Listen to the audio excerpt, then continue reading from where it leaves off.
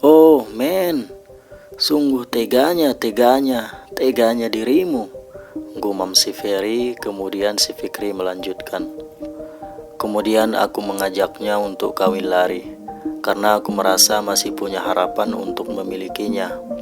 Namun dia menolaknya dengan kalimat-kalimat yang sangat menyakitkan bagiku. Dia bilang aku tidak bisa membimbingnya. Dia bilang kami tidak cocok. Dia bilang aku masih kuliah dan tidak punya pekerjaan.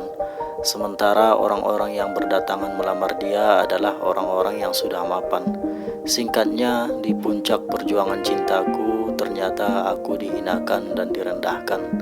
Aku tak bisa bayangkan, ternyata orang yang sangat aku cintailah justru yang telah sangat merendahkanku, kata si Fikri menyesali kisah pahitnya itu. Oh, brotherku, rasanya aku mau marah, tapi juga sedih. Tapi apakah setega itu orang Sulawesi, bro? Aku jadi takut PDKT sama orang Sulawesi, bro, tanya Ferry. Orang manapun kalau tidak punya hati, dan orang manapun kalau masih punya rasa, sama saja, bro. Cuman kebetulan malang nasibku seperti itu, jawab Fikri. Banyak orang mengalami nasib seperti itu, bro, dan itu mereka jadikan sebagai dorongan untuk terus menggali potensi yang ada di dalam diri mereka. Kadang kita baru menyadari dengan potensi yang ada di dalam diri kita setelah dihempaskan oleh keadaan. Itu cara Tuhan untuk mendorong kita lebih jauh. Pendidikan kita dapat di bangku sekolah, tapi keterdidikan kita peroleh dari alam realita ini. Kau baru saja mendapat pelajaran besar, bro. Jadikan itu bahan bakar sebagai batu loncatan dalam hidup. Mungkin kau belum mengenal dirimu dan belum mengetahui kemampuanmu yang sesungguhnya. Inilah saatnya untuk kau renungkan apa jati dirimu dan apa tujuanmu dalam hidup. Setiap luka pasti bisa disembuhkan. Kau harus bangkit kembali. Tidak perlu dipaksakan. Tapi seiring berjalannya waktu, rasa sakit itu insya Allah akan hilang, kata Fajar memberi semangat pada sahabatnya Fikri. Iya bro, terima kasih atas dorongannya, jawab Fikri singkat. Setelah ketiga sahabat itu puas berbincang-bincang hingga larut malam, si Fajar dan Ferry pun pulang ke rumahnya masing-masing. Setelah sampai di rumah, si Ferry mendapati mamanya berbaring tidur menghadap dinding. Kemudian si Ferry pun duduk berlutut di belakang mamanya. Mak, aku minta maaf telah meninggalkanmu sendirian tadi sore di pasar. Aku sama sekali tak bermaksud menyakiti hatimu. Mama memang cerewet, tapi aku tahu bahwa Mama sangat menyayangiku, kata Ferry. Tiba-tiba mamanya berbalik menghadapnya. Jadi kau hanya berani minta maaf di saat Mama tidur? Tanya mamanya. Mama belum tidur. Udah lama. Besok lagi lah dilanjut cerewetannya itu, jawab Ferry. Mama belum bisa tidur gara-garamu. Mama juga minta maaf nak, kata mamanya sambil mengusap kepala si Ferry. Mama tidak pernah menyalahkan sekolahmu nak. Bahkan Mama bangga bisa membantu biaya sekolahmu hingga kuliah. Jangan lagi kau bilang mau mengganti uang kuliahmu pada Mama. Mama tak butuh itu. Mama hanya ingin kau jadi orang yang berguna suatu saat. Mulut mamamu ini memang gak ada remnya. Kepada siapa lagi kulampiaskan unek-unek kehidupan ini kalau bukan pada kau? Gak mungkin pada orang lain kan? Kau takkan bisa mengukur rasa kasih sayang seorang ibu pada anaknya nak, kata ibunya. Iya mak, jawab Ferry. Mak, si Fajar perlu bantuan untuk menutupi uang kuliahnya. Aku masih ada simpanan. Boleh kupinjamkan kan? Tanya Ferry. Dia sahabatmu dan hanya dia saudaramu satu-satunya. Kau harus bantu dia ketika dia membutuhkanmu nak, jawab mamanya. Suatu waktu si Ferry pergi ke pasar Andir untuk membeli pakaian pesanan dari langganannya, karena dia juga berbisnis jualan online kecil-kecilan.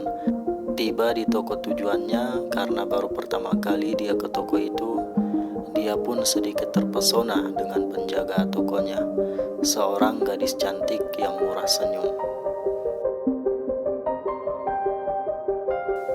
"Ai, cantiknya gadis Minang satu ini," pikir si Ferry. "Nyari apa bang? Mau yang mana?" tanya gadis itu. Si Ferry pun menunjukkan foto pesanan yang dia mintakan. "Orang Padang ya kak?" tanya Ferry mulai mengajak bicara. "Iya, kok tahu bang? Kecantikan orang Minang memang unik, beda dari yang lain." "Oh iya, abang bisa aja." "Udah lama merantau ke Bandung kak?" "Belum terlalu lama bang, baru 2 tahun." "Abang jualan online ya?" tanya gadis itu. "Iya, jualan online sambil kuliah." "Wah, mantap-mantap. Kakak nggak kuliah?" "Nggak bang, tamat SMA langsung merantau kemari." "Nggak apa-apa, nggak mesti kuliah. Keberhasilan itu tidak tergantung tingkat sekolahnya. Yang penting tekun berusaha." "Benar bang, nggak mesti kuliah. Nggak harus berdagang, bertani juga nggak apa-apa. Yang penting jangan malas." "Iya, betul," kata Ferry. "Maaf kak, aku mau bertanya tapi sedikit menyimpang. Di daerah kakak di Padang, apakah perempuan yang melamar laki-lakinya kalau mau menikah?" "Kalau di daerah kami, iya bang, perempuan yang memberi mahar. Tapi itu jika sama-sama orang kami. Kalau sama orang luar tetap seperti biasa, laki-lakinya yang memberi mahar." "Oh, berarti saya yang bukan orang Minang ini insya Allah akan melamar kakak secepatnya. Berarti tetap saya yang harus menyediakan mahar ya?" "Abang bisa aja," kata gadis itu sambil senyum tersipu malu. "Iya benar, seperti itu bang." "Sudah punya ikatan janji dengan seseorang untuk menikah kak?" "Kenapa bertanya seperti itu bang?" "Gak apa-apa. Jika belum, biar saya yang mengikatkan janji itu," kata Ferry, dan gadis itu hanya menjawab dengan senyuman anggun. Baiklah. Dari senyumannya terlihat bahwa saya masih punya kesempatan. Berarti saya harus sering-sering datang kemari ya," kata Ferry. "Sering-seringlah bang, biar langganan." "Oke, sebelum saya pergi, bolehkah saya tahu namanya siapa?" "Vina bang." "Wah, jodoh berarti. Sama-sama F. Ferry dan Vina tanggal sekian, bulan sekian, tahun sekian, titik-titik beserta keluarga. Hehe," kata Ferry dan dia pun pergi. Ramah betul gadis itulah. Cantik pula, terbuka dan bisa diajak ngobrol.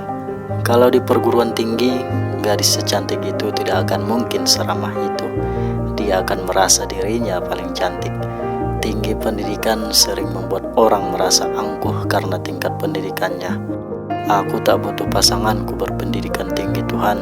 Yang tidak sekolah pun tak apa, yang penting berbudi luhur. Aku menyukai gadis itu. Selama ini aku tak pernah berani mendekati perempuan. Tapi kali ini aku merasakan rasa yang istimewa itu, pikir si Ferry.